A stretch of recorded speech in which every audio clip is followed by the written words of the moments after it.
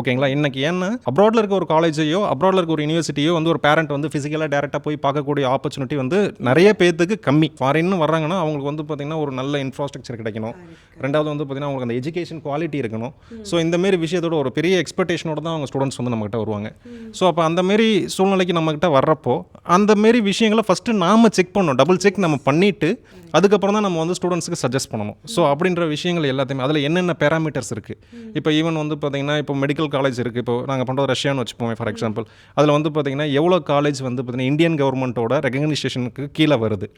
ஓகேங்களா? ஸோ அந்த மாரி விஷயங்களை ஃபஸ்ட்டு பார்க்கணும். அடுத்து வந்து பார்த்தீங்கன்னாக்கா, காலேஜில் மீடியம் ஆஃப் ஸ்டடீஸ் என்ன லாங்குவேஜில் அவங்க வந்து பார்த்தீங்கன்னா அவங்கள நம்ம ஸ்டூடெண்ட்ஸ்க்கு டீச் பண்ணுறாங்க.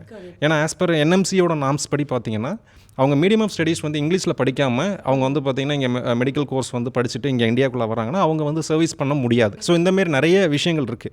ஸோ அது எல்லாத்தையுமே வந்து நாங்கள் வந்து எவாலுவேட் பண்ணுறோம். எங்களுக்கு இதுக்கு தனியாக வந்து ஒரு டீம் வந்து நான் வந்து ஃபஸ்ட்டில் இருந்து கிரியேட் பண்ணுறேன்.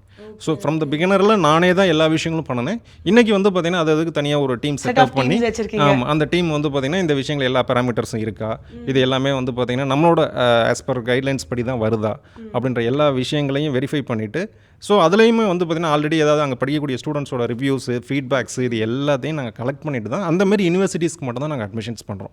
ஒரு ஸ்டூடெண்ட் உள்ளே போகிறாங்கன்னா அவங்களுக்கு அடுத்து நெக்ஸ்ட் ஸ்டெப் என்னென்ன பண்ணணும், அவங்களுக்கு எப்படி அப்ளை பண்ணணும், எப்போ இன்விடேஷன் வாங்கணும், எப்போ விசா ப்ராசஸ் பண்ணணும், எப்போ அவங்களுக்கு அங்கே அரைவல் பண்ணணும், அங்கே அடுத்து வந்து பார்த்தீங்கன்னாக்கா அவங்களுக்கு அக்கமடேஷன் அரேஞ்ச் பண்ணுறது இருக்கட்டும், A to Z இருந்து எல்லா விஷயங்களும் நாங்களே வந்து முன்னெடுத்து பண்ணி கொடுத்துருவோம்.